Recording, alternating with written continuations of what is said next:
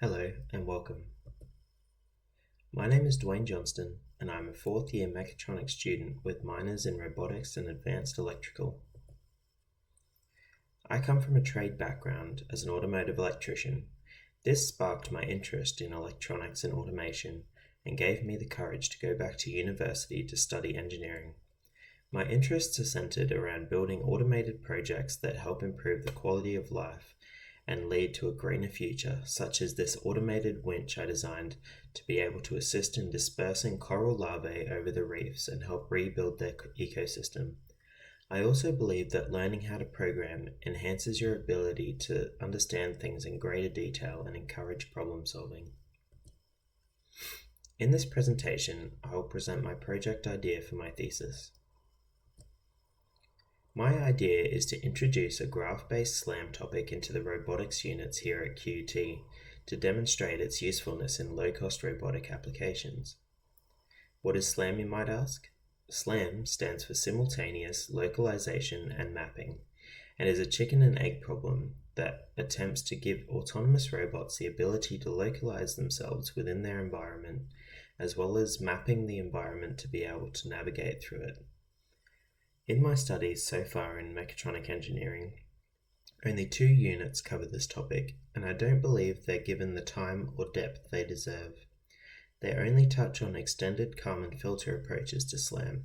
However, the industry has moved on to a graph-based SLAM approach, which instead of only using odometry and sensor readings through Bayesian approximation, they introduce pose graphs, which can be used to make connections between points of interest, including previous states. SLAM has a very important role to play in society and the current day. AI has made leaps and bounds in such a short period of time, giving us voice assistants such as Siri and Google. It has moved into our cars, such as Tesla's self-driving capabilities, which rely heavily on knowing its surroundings and where it is in the world. Self-driving cars is a fast-growing market which makes use of SLAM technology to localize itself in its environment and avoid collisions with its surroundings. But self-driving cars is only one example of this technology. It has also been used on small and large autonomous vehicles that are sent where it's too dangerous to send human beings, such as in collapsed mines, disaster sites, and even on other planets.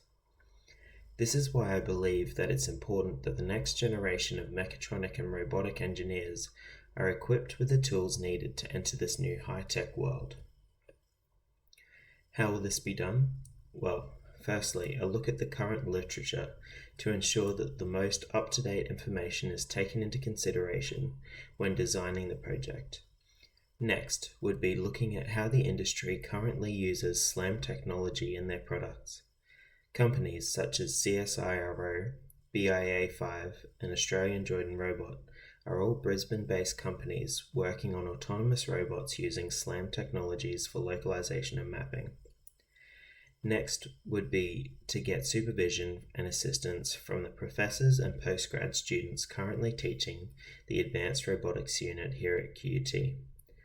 I think it would be beneficial to also speak to past and possibly current students studying advanced robotics to see if it would be of interest to them to undertake such a project. The project will then need to be designed in a way that students are able to program small robots such as the Penguin Pi, which was the robot of choice for the advanced robotics subject, and lastly, implement graph-based SLAM on it, and an assessment of the project on its student engagement and learning in the robotics unit. The aims and objectives of this project will be to upskill the next generation of QUT students, such as myself, to tackle the exciting and important changes in our new robotic world. With the hands-on approach of implementing SLAM on these robots, it will also improve the understanding of these complex autonomous systems we'll see around us. Thank you for listening, and if you have any questions about the project, feel free to reach out.